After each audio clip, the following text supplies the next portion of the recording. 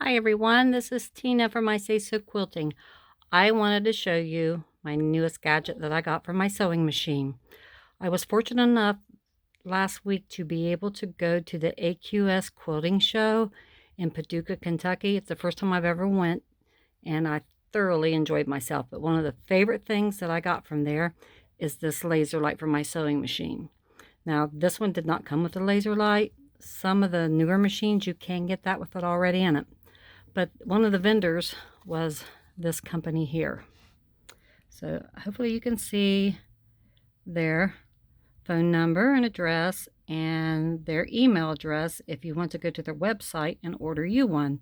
I'm not being sponsored. They didn't ask me to do this, but when I find a good product, I like to tell you guys about it.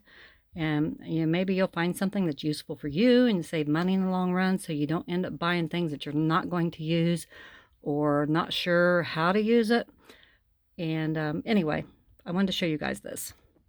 This comes with this laser here, and it has a push pin or push thumb screw. I'll get it right eventually. And it just mounts to your sewing machine. Now I use the adapter, which is this little part back here, and it just slides down on it because the front of my machine does curve down a little bit. It does slant, so I needed to bring that laser light out a little bit further. You don't have to use that if you don't need it, because they give you instructions on how to set this up. It's very, very simple.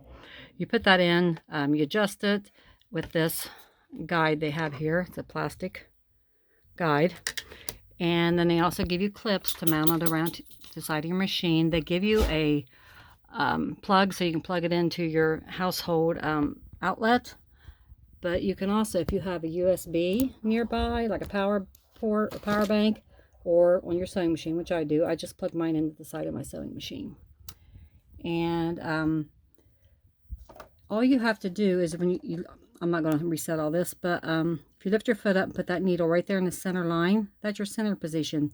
If you want it on the 1/4 inch line, you loosen this thumb screw up, tilt it to the left or right, depending on which side you want that on. And that would be your 1/4 inch on the blue. Your 3/8 inch is the red. So great for making half square triangles and things like that, and for making bias binding, and that is what I'm making now. And I will show you how easy this is to make. You don't even have to pin. However, I am pinning it because I'm holding my phone in one hand and using my left hand, and I am right-handed. So I'm going to show you, even with that, how easy this is to do. Okay, I am chain stitching my bias binding. And as you can see, I've got it in the center position, and it should go from the very top down to the bottom. I like to think about Northwest America all the way up, or the United States, all the way up to the far, far corner, down to the southeast corner, like down to Florida. So if you remember to go from out west to the east, you'll get it right. If you sew in the opposite direction, you're going to get an L-shaped piece instead of a straight piece. So let me show you how easy this is. So if you hear my dogs growling, they're back there playing with each other. You just keep that line right there in that valley, or mountaintop, I guess it's valley at the top, and you get a straight, look at that. I didn't have to mark it. I'll go ahead and sew off this so you can see it, and it landed dead in the corner. The other thing is,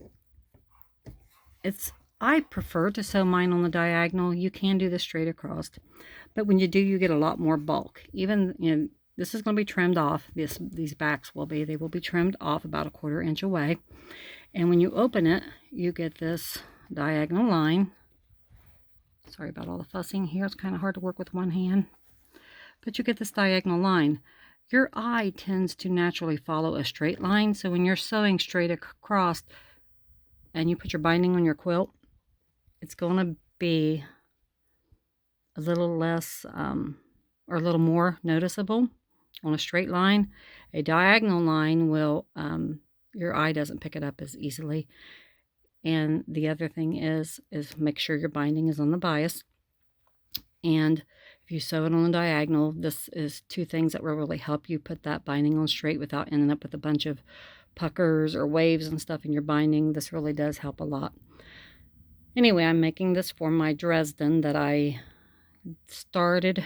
I don't know if I started it then, but it was one of the patterns that we did at the Missouri Star Quilt Company, the Christmas in July of 2023. I'm going to spin you around here and show you the pattern.